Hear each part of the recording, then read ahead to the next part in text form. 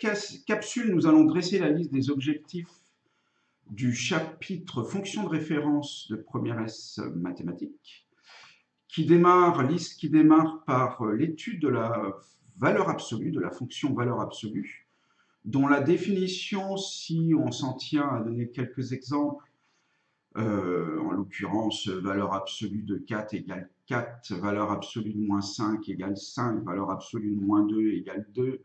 On comprend quand même très rapidement comment fonctionne cette fonction, mais la difficulté, ça va être de la manipuler lorsqu'on étudiera des fonctions de type valeur absolue de u de x, où u est une fonction de x.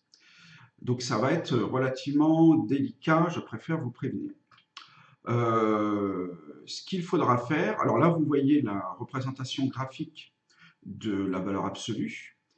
On dit que cette fonction est définie par morceaux. Sur l'intervalle 0 plus infini, en fait, elle est confondue avec la fonction f de x égale x. Et sur l'intervalle moins l'infini 0, elle est confondue avec la fonction f de x égale moins x. Donc il faudra très souvent distinguer deux cas lorsqu'il s'agira d'étudier les fonctions du type valeur absolue de u. C'est lorsque u sera positive et lorsque u sera négative. On découpera nos travaux très souvent en deux. La fonction de référence suivante, c'est la fonction racine de x. Alors, je vais enlever, la voici, la voilà. Alors, bon, c'est la fonction racine carrée, vous la connaissez d'ores et déjà, mais là aussi, il va y avoir quelques difficultés à appréhender lorsqu'il faudra l'étudier, liées au fait que l'ensemble de définition de cette fonction est R plus étoile. En effet, l'image d'un nombre négatif n'existe pas.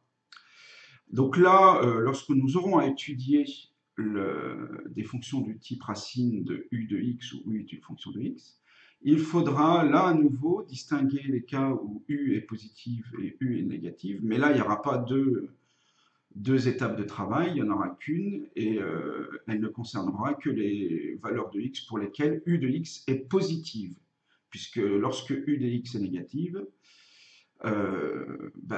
racine de u de x n'existera pas. Donc ce qu'il faudra savoir aussi faire, c'est de savoir comparer les fonctions racine de x que voici.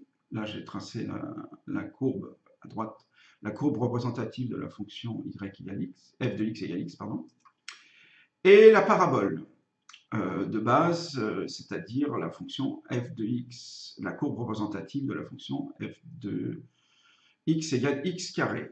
Alors, il faudra savoir les comparer.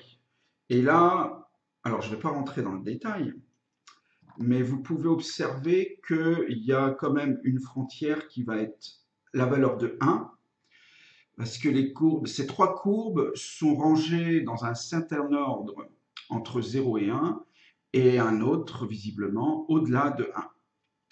Voilà ce qu'il faudra savoir manipuler dans ce chapitre. Merci d'avoir suivi cette capsule. À très bientôt.